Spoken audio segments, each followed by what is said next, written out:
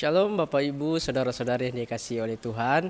Kembali lagi kita di ringkasan pelajaran sekolah sahabat kita. Namun sebelum kita akan memulai pelajaran sekolah sahabat kita, mari kita berdoa terlebih dahulu. Kita satu dalam doa.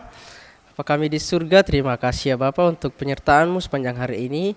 Dan sekarang kami siap untuk mendengarkan akan pelajaran firman Tuhan. Berkati kami agar kami boleh menerapkan apa yang sudah diajarkan menjadi bagian dari kehidupan kami. Terima kasih ya Bapa, di dalam nama Tuhan Yesus kami sudah berdoa. Amin.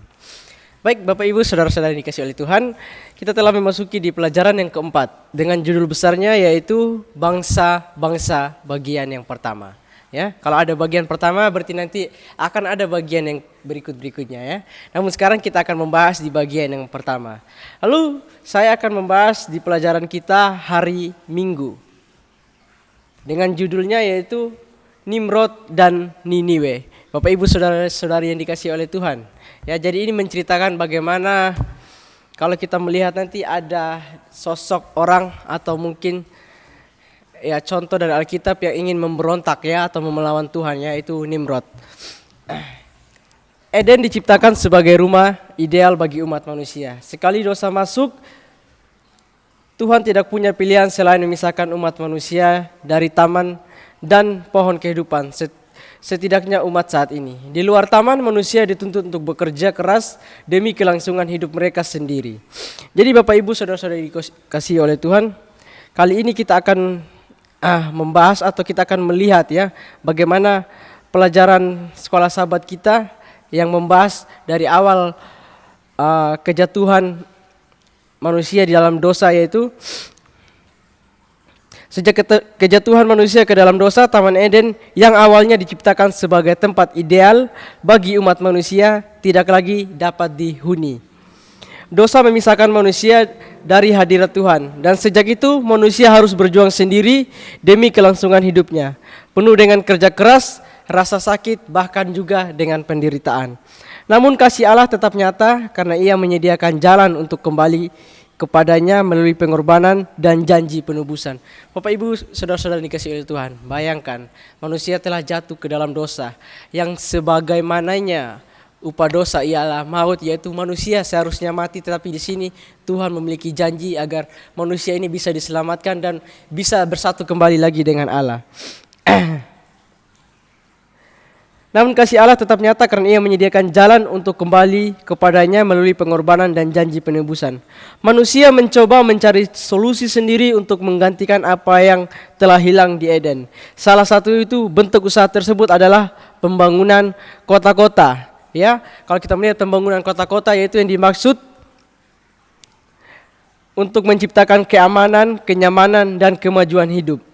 Namun dalam sejarah Alkitab beberapa kota seperti Babel dan Niniwe, kita sudah tidak asing lagi ya dengan kota Babel dan Niniwe, justru menjadi lambang pemberontakan terhadap Tuhan. Bapak Ibu Saudara-saudara dikasihi oleh Tuhan, kita melihat bagaimana sejarah Alkitab menceritakan tentang mereka atau mungkin umat-umat Tuhan yang ingin mendirikan Menara Babel ya. Pada saat itu mereka ingin mendirikan supaya ada kesejahteraan di dalam kota tersebut. Namun apa?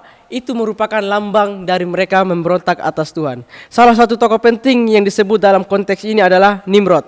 Alkitab menggambarkan sebagai pemburu yang perkasa di hadapan Tuhan. Frasa ini bukan pujian, melainkan sebuah sindiran terhadap keberanian Nimrod yang berdiri dalam menantang Tuhan. Nimrod mewakili semangat manusia yang ingin mengandalkan kekuatan sendiri, membangun kemuliaan sendiri, dan hidup tanpa ketergantungan kepada Tuhan. Jadi alasan mereka membangun kota Babel dan Niniwe ini supaya apa? Supaya mereka dalam tanda kutip mereka bisa hidup makmur, mereka ada kejayaan. Tetapi padahal apa? Di situ mereka tidak membutuhkan Tuhan, dan ini merupakan salah satu contoh mereka memberontak dari Tuhan. Ya, jadi apa yang kita dapat dari pelajaran kita pada hari Minggu ini, yaitu kita harus mewaspadai pemberontakan yang halus. Seringkali pemberontakan terhadap Tuhan tidak terlihat secara kasat mata.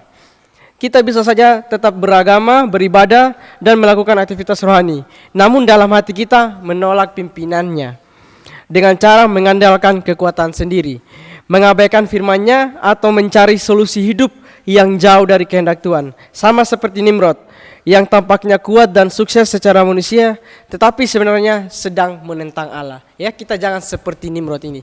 Kita mau mengandalkan diri kita sendiri. Kita berpikir bahwa kita bisa tanpa Tuhan, kita bisa. Enggak. Ya, tidak ada satu manusia pun yang bisa tanpa kendali dari atas Tuhan. Ya, kita harus berpegang evaluasi tujuan hidup kita. Apakah kita sedang membangun menara Babel kita sendiri, yaitu karir, reputasi, status sosial untuk meninggikan diri, ataukah kita sedang hidup untuk memuliakan Tuhan?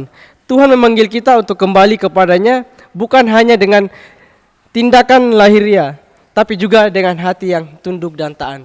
Ya, jadi kita harus melihat diri kita sendiri. Apakah di dalam diri kita ini sedang membangun menara Babel, ya untuk kesombongan diri kita, yaitu dengan reputasi, mungkin dengan jabatan, ya. Kita mencari hal-hal dunia, tapi bahkan kita melupakan Tuhan. Lalu berpegang pada janji Tuhan. Tuhan selalu menyediakan jalan kembali, sama seperti orang yang dahulu datang untuk memperbarui janji mereka kepada Tuhan di luar Eden. Kita pun diajak untuk terus kembali kepadanya setiap hari adalah kesempatan untuk memperbarui iman kita dan hidup dalam pertobatan sejati. Ya, jadi di sini Tuhan menekankan bahwa kita harus ada pertobatan sejati dalam diri kita, yaitu setiap hari itu kita butuh bertobat. Karena apa? Karena di setiap waktu, setiap detik, setiap jam pasti saja ada saja kita melakukan kesalahan ataupun dosa. Nah, maka untuk itu setiap hari kita membutuhkan pertobatan dalam diri kita.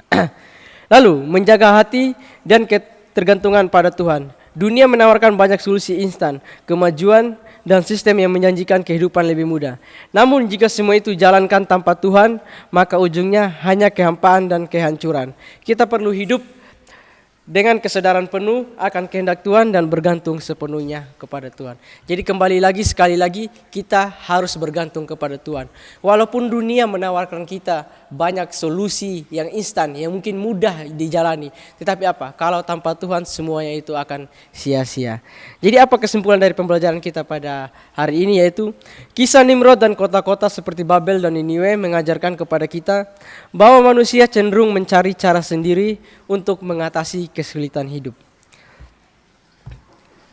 Tetapi seringkali dengan cara yang menentang Tuhan, pemberontakan terhadap Tuhan bisa muncul dalam bentuk ambisi pribadi, keinginan untuk mengontrol hidup sendiri, atau mengabaikan kehendak Allah dalam keputusan kita.